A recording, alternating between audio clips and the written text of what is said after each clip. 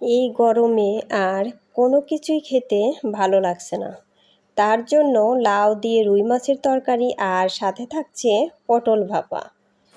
নমস্কার, good morning সবাইকে। কেমন আছেন সবাই? আশা করি ভগবানের কৃপায় ভালোই আছেন। আমিও তো অনেক ভালো আছি। ইলার ব্লগে আরেকটি নতুন ব্লগ ভিডিও নিয়ে চলে আসলাম আপনাদের জন্য। এই তো সকাল সকাল কিন্তু সরিষা ঝাড়তেছি। কয়দিন ধরেই তো আমাকে দেখছেন যে এই সব কাজ কিন্তু করতেছি, তাই না? এই তো সকালবেলায় কিন্তু একটু করি, তারপরে দুপুরে প্রচুর রোদ উঠে। এত রোদে কিন্তু এখানে আর বসে থাকার মতো অবস্থা থাকে না, কিছুই করতে ইচ্ছে করে না। সেই জন্যই সকালে একটু ঠান্ডা ঠান্ডা থাকি, আবার একটু বাতাসও থাকে। এখানে কাজ করে কিন্তু ভালোই মজা। এই তো এই জন্যে কিন্তু এইগুলো এখন ঝেড়ে নিচ্ছি বন্ধুরা। আর এই 2 দিন ধরে এতটাই রোদ উঠছে আর এতটাই গরম, একদমই কিন্তু ভালো লাগতেছে না। গরমে কোনো কিছুই খেতে ইচ্ছে করছে না। আর গতকাল বিকালবেলা এতটাই মেঘে ডাক ছিল, মনে হচ্ছিল যে মেঘ হবে, কিন্তু তার হইল না। কিন্তু এখন যে গরম, এত গরমে কিন্তু একবার বৃষ্টি হওয়ার খুবই দরকার। এই তো তারপরে এই যে দেখেন, আপনাদের দাদা কিন্তু অনেকগুলো শাক এনেছে। দেখেন কতগুলো শাক এনেছে। আপনাদের দাদাকে বলছি যে আমি যে কয়েকদিন বাড়ি আসি প্রতিদিনই শাক খাবে। এখন শাকের আইটেমটাই বেশি করব, শাক বেশি বেশি করে খাবে। তার কারণ আমার আবার যাওয়ার সময় হয়েই সারলো। আমি গেলে পরে তার এই শাকগুলো খাওয়া হবে না আপনাদের দাদার। সেই জন্য এই যে একদম তরতাজা শাক। এখানে তরতাজা শাক হচ্ছে কলমি শাক, লাল শাক আর হচ্ছে পাট শাক। একদমই কিন্তু সুন্দর শাকগুলো, তরতাজা। আর ধনিয়া পাতা এনেছে। এই তো সবগুলো কিন্তু ব্যাগে থেকে বের করে রাখলাম, তা না হলে একদম ঘেমে যাবে, যে গরম। বের করে রাখলাম। এই তো রান্না বান্না কমপ্লিট করে তারপরেই কিন্তু এই শাকগুলো তুলে নেব। এখন রান্নার জন্য কিছুটা তুলে নেব আমি। তরকারি একটা চুলায় বসিয়ে দিয়ে নেই, তারপরে কিন্তু শাকগুলো তুলে নেব। এই তো এই যে এখন কিন্তু রুই মাছগুলো ভেজে নিচ্ছি। আর এখন রান্না করতে আসলে এতটাই খারাপ লাগে গরমে, তখন থেকেই কিন্তু খাওয়া দাওয়া একদম মনে হয় বন্ধ হয়ে যায়। আর তখন থেকে পেট মনে হয় ভরে যায় গরমে, আর খেতে কিন্তু একদমই ইচ্ছে করে না। আপনাদের দাদা তো বলতেছে যে শীতের দিনটাই কত ভালো ছিল, খাওয়া দাওয়ায় কত ভালো, সব কিছুতেই কিন্তু আরাম একদম। আর এখন কোনো কিছুতেই আরাম নেই। এই তো মাছগুলো কিন্তু এখন আমি ভালো করে ভেজে নিচ্ছি। তারপরে এই মাছগুলো রান্না করব লাউ দিয়ে। আর গরমে তো লাউ দিয়ে তরকারি খুবই ভালো গরমের জন্য। আর লাউটাও একদমই কচি লাউ, রান্না করেও যেমন আরাম আর খেতেও কিন্তু খুবই মজা। আর লাউ দিয়ে তরকারি তো খুবই ভালো এই গরমের জন্য, কারণ পেট ঠান্ডা থাকবে এই লাউ দিয়ে তরকারি।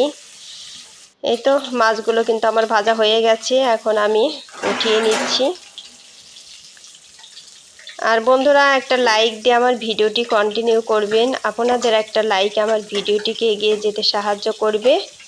আর ভিডিওটি স্কিপ না করে পুরোটাই দেখবেন, আশা করি ভগবানের কৃপায় অনেক ভালোই লাগবে। আর আমার চ্যানেলে নতুন হয়ে থাকলে একটা সাবস্ক্রাইব করে বন্ধু হয়ে আমার পাশে থেকে যেতে পারেন। আর পুরনো বন্ধুদের জন্য রইল অসংখ্য অসংখ্য ধন্যবাদ। এই তো মাছগুলো কিন্তু ভাজা হয়ে গেছে, ভালো করেই ভেজে নিয়েছি আমি। এখন এই যে আরেকটু তেল দিয়ে দিতে হবে। আর লাউয়ের তরকারিতে তো তেমন বেশি তেল লাগে না, তাই না? লাউয়ের তরকারি কিন্তু সব দিকেই ভালো। একদিকে তেল কম লাগে, আর একদিকে লাউয়ের তরকারিতে পেট ঠান্ডা থাকে, গরমের জন্য তো খুবই ভালো। আর খেতেও কিন্তু দারুণ লাগে। ওই দেখেন লাউ দেখেই কিন্তু বোঝা যাচ্ছে যে কতটা কচি ছিল লাউ। আর এগুলো রান্না করতেও কিন্তু ভালো, তাড়াতাড়ি হয়ে যায় রান্নাটাও, তেমন বেশি সময় লাগে না লাউয়ের তরকারিতে। সব দিকেই কিন্তু সাশ্রয় এই লাউয়ের তরকারি। বন্ধুরা, আমার লাউয়ের তরকারি সব দিনেই কিন্তু খুব ভালো লাগে। গরমের দিনে তো লাগে, শীতের দিনেও কিন্তু একদমই মজা লাগে। এই তো লবণ দিয়ে দিলাম, তারপরে একটু হলুদ দিয়ে দিব। আর এই তরকারিতে তো হলুদ একদমই কম দিতে হয়। আর বন্ধুরা, কাদের কাদের ওইখানে প্রচুর গরম পড়ছে, বৃষ্টি নেই আমাদের মতো, তারা কমেন্টে জানাবেন। আমাদের এখানে তো বৃষ্টি নেই, একবার হয়েছে, ওই একদিনই হয়েছে প্রচুর ঝড় বৃষ্টি, তারপর আর কিন্তু হয় নাই। এখন তো প্রচুর রোদ, আমাদের ছাদে কিন্তু দুপুরবেলায় যাওয়াই যায় না, এতটাই রোদ্রের তাপ। এই তো মাছের মাথাটা কিন্তু আমি আগেই দিয়ে দিলাম, কারণ মাথাটা একটু আগে না দিলে এটা জাল হতেও তো একটু সময় লাগবে, তাই না? সেই জন্য আগেই দিয়ে দিলাম। এই তো তারপরে এই যে মাছগুলো এখন দিয়ে দিলাম। তরকারি তো প্রায় হয়েই গেছে। এই গরমে কিন্তু আর এখন তেমন বেশি ভালোই লাগতেছে না, এখন বৃষ্টির প্রচুর দরকার, কিন্তু বৃষ্টি হচ্ছে না। আমাদের এখানে কিন্তু মানুষের মোটরও খুব সমস্যা করছে, জল উঠতেছে না, কারণ জলের লেয়ারটাও তো অনেকটাই নিচে চলে গেছে, এখন উঠতেও অনেকটা কষ্ট হচ্ছে। এই তো মাছগুলো দিয়ে দেওয়া হয়েছে, এখন এই যে তরকারিওটা হয়েই গেছে। তরকারিটা কিন্তু খুবই টেস্টি হয়েছিল। এখন তারপরে এই যে আজকে কিন্তু রান্না করব পটল ভাপা, তার জন্য পটলগুলো আমি আগে একটু ভেজে নেব, একটু ভেজে তারপরে কিন্তু ভাপাটা রান্না করব।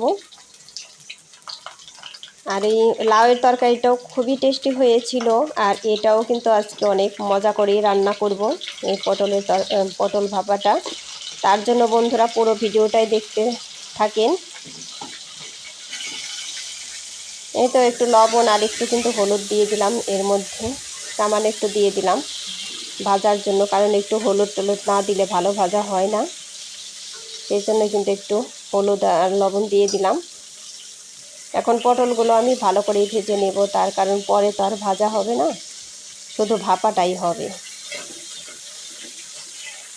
সেই জন্য এই যে সব কিছু কিন্তু উল্টাপাল্টা করে ভেজে নিচ্ছি। আর আমার এখন রান্না একটু বেশিই করতে হচ্ছে, তার কারণ আপনাদের দাদার জন্য তো আবার ফ্রিজে রেখে দিতে হচ্ছে, সেই জন্যই তো বেশি বেশি করে রান্না করতে হচ্ছে, তা না হলে কিন্তু 2 পদ রান্না করলেই হয়ে যেত।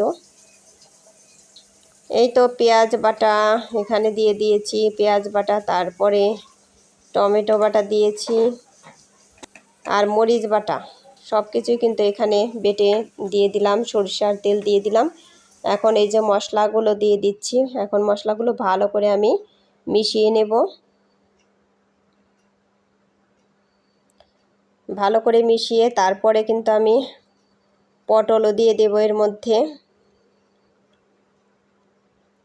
এই তো মেশানো হয়ে গেছে, তারপরে যে ভেজে রাখা পটলগুলো কিন্তু আমি দিয়ে দিলাম। পটল কিন্তু ভালো করেই ভেজেছি, ভাজা খাওয়ার মতোই কিন্তু ভেজে নিয়েছি। তারপরে যে এর মধ্যে কিন্তু আমি সরিষা বাটা দিয়ে দিলাম, তারপর এখন একটু চিনিও দিয়ে দিলাম, স্বাদ মতো একটু চিনি দিয়ে দিলাম। যারা মিষ্টি মিষ্টি খেতে ভালোবাসেন তারা একটু চিনিও দিয়ে দিবেন, কারণ ভাপা আর পটল ভাপা একটু মিষ্টি মিষ্টি হলেই খেতে ভালো লাগে। তারপরে আমি কিন্তু এর মধ্যে একটু গুঁড়ো দুধ গুলিয়ে দিয়ে দিলাম, তারপরে এই যে কেটে রাখা মরিচ, কাঁচা মরিচও কিন্তু দিয়ে দিলাম এর মধ্যে, আবার একটু সরিষার তেল দিয়ে দিলাম ওপর দিয়ে। এখন কিন্তু এই যে বাটির মুখটা আটকে তারপরে যে কড়াইতে দিয়ে দেব। আর এই পটল ভাপাটাও খেতে কিন্তু দারুণ লাগে বন্ধুরা। বন্ধুরা এভাবে কে কে খেয়েছেন তারাও আমাকে কমেন্ট করে জানাবেন, খুবই ভালো লাগে এই পটল ভাপাটা।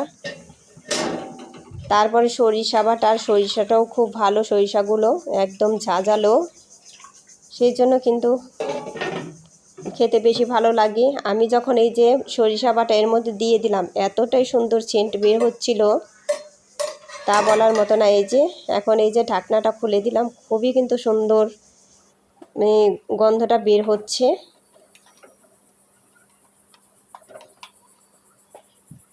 আমার কিন্তু এখানে ঝোল একটু বেশি রয়ে গেছে, পরে কিন্তু আমি আবার একটা কড়াইতে করে একটু জাল দিয়েছি।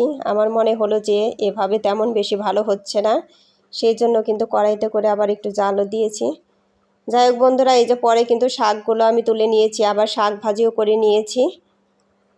যাই হোক বন্ধুরা, আমার ভিডিওটির কোন অংশ আপনাদের ভালো লাগলো আমাকে কমেন্ট করে জানাবেন, লাউয়ের তরকারি আপনাদের কেমন লাগলো, আর আপনারা কে কে খান এইভাবে লাউয়ের তরকারি।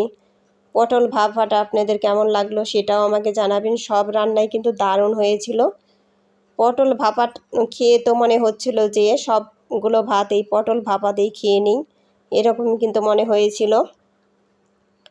আর সরিষা বাটা আছে যেখানে, সেখানে কিন্তু আমার খুবই ভালো লাগে সেসব রেসিপিগুলো। একদমই ভালো লাগে যদি সরিষা ভালো হয়ে থাকে, খুবই ভালো লাগে। এই তো তারপরে কিন্তু এখান দিয়ে ঝাড়ু দিয়ে নিলাম আবার, কারণ শাকগুলো তুলে নিয়েছি, এখান দিয়ে প্রচুর ময়লা হয়েছিল। আর বন্ধুরা সবাই আমাকে আমার পাশে এভাবেই থাকবেন, এভাবে আমাকে ভালোবাসা দেবেন। আর এখন ভিউজের কথা আর বললে কি হবে, ভিউজের পরিমাণ তো একদমই কমে গেছে। এই দেখেন তরকারিগুলো কত সুন্দর হয়েছে। এই যে পটল ভাপা আমি কিন্তু এই কড়াইতে আবার জাল দিয়ে নিয়েছি। যাই হোক, সবাই ভালো থাকবেন, সুস্থ থাকবেন এই কামনা করে ভিডিওটি শেষ করছি। টাটা।